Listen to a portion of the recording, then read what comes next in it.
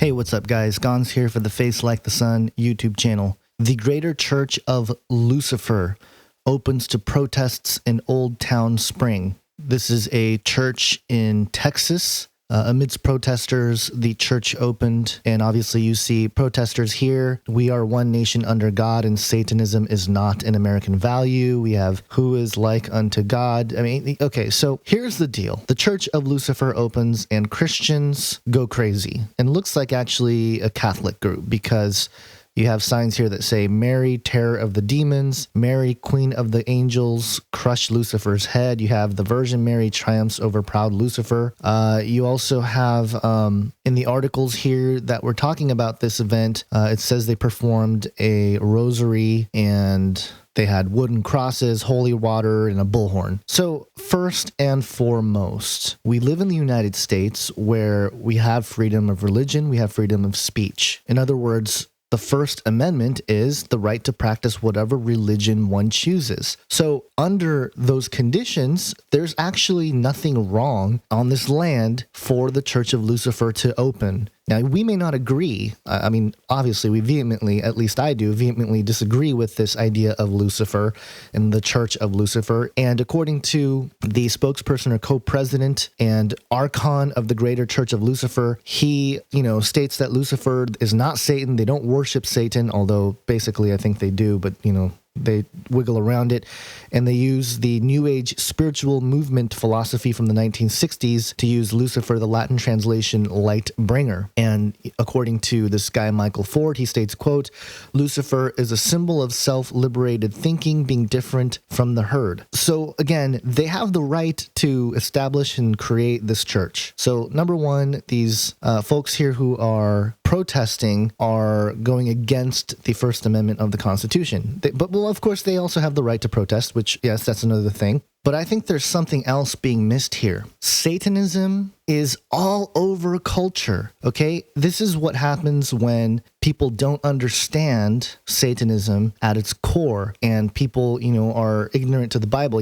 I always get accused, why do you focus so much on Satan? Why do you focus so much on, the evil? And why not just wait for Jesus? Yes, we are waiting for Jesus. Yes, our focus is Jesus. We are to be like him. But what did even Jesus do? He exposed the lies of the Pharisees. Okay, there are plenty of biblical passages that talk about exposing darkness. Ephesians 5:11, take no part in the unfruitful works of darkness, but instead expose them. Well, we can't expose it unless we know what we're looking at.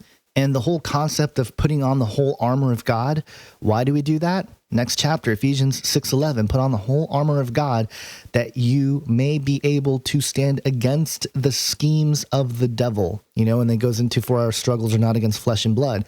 Jesus tells us in Matthew 10:16, behold, I am sending you out as sheep in the midst of wolves, so be as wise as serpents and innocent as doves. Why does Jesus use the example of serpents? Be wise as serpents? He didn't tell us to be serpents, but be wise as serpents, right? So there's plenty of biblical precedents to know what's going on in the world. And that's why channels like this one and several others, at least on YouTube, are trying to do that. They're trying to talk about some of the things that are coming down the pike and are happening right in front of us through movies, through culture, through books, through, subtle things even, like Oprah Winfrey. Okay, if you look at her philosophies, she's basically touting a satanic philosophy or spirituality. Okay, so it's everywhere.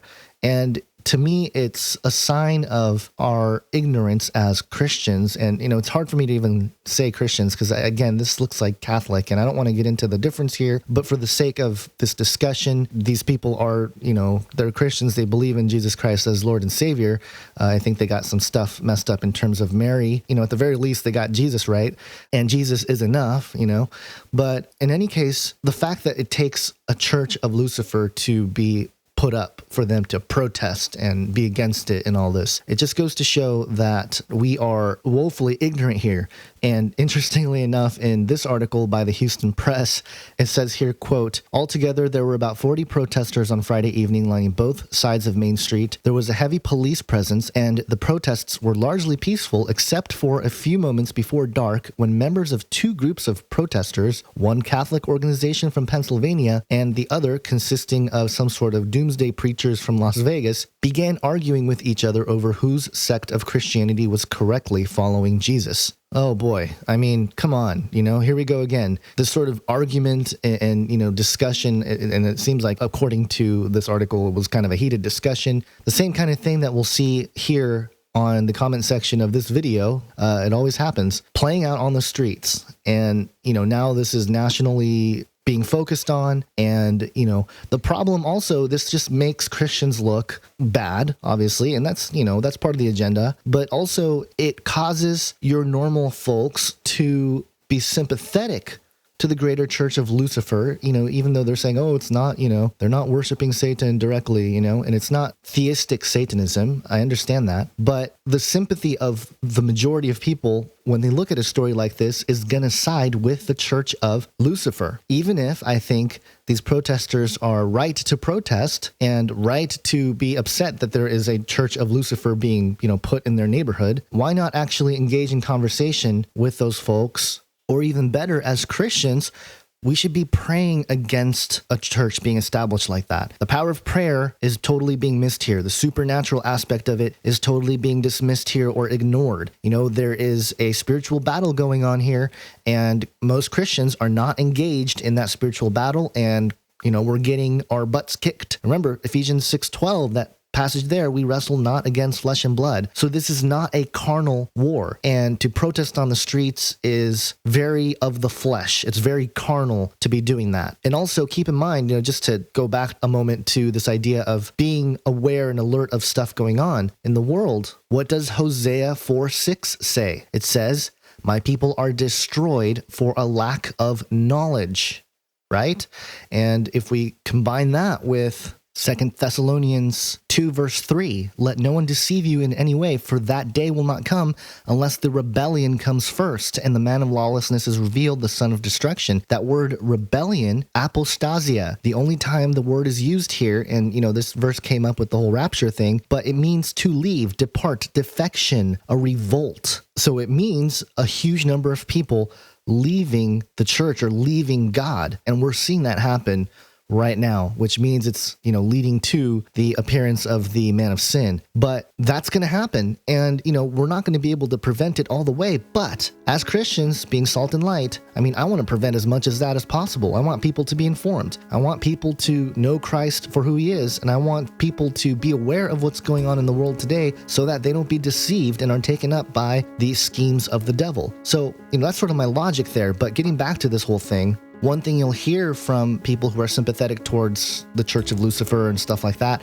is this idea of coexistence. We should all coexist. But the reality of coexistence is that there is, an agenda behind it, okay? Matthew 7:13 through 14, it says, enter by the narrow gate, for the gate is wide and the way is easy that leads to destruction, and those who enter by it are many. For the gate is narrow and the way is hard that leads to life, and those who find it are few. So the idea of coexistence on the surface level of, hey, let's just all get along, sure.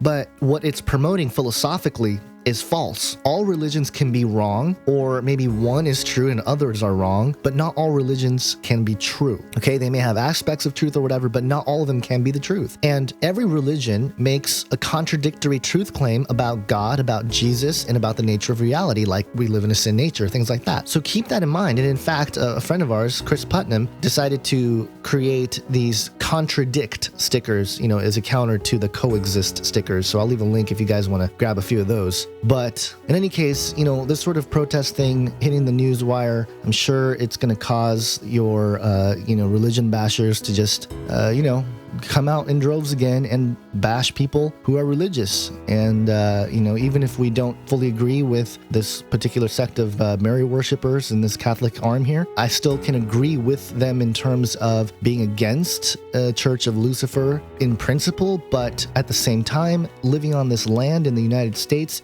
the Church of Lucifer does have a right to exist in terms of the First Amendment. So what do you guys think? What do you think is the deeper agenda?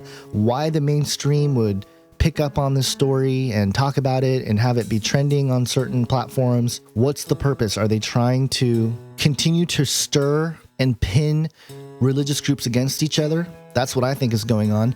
I think they've been trying to paint Christians as crazy forever, and they've been pretty successful at it. But I think they're also trying to create a sort of civil disturbance, and all kinds of stories that hit the newswire mainstream has an agenda. And I think causing division, civil division between religious groups is part of the agenda for this story. Hope you all have an awesome day. God bless.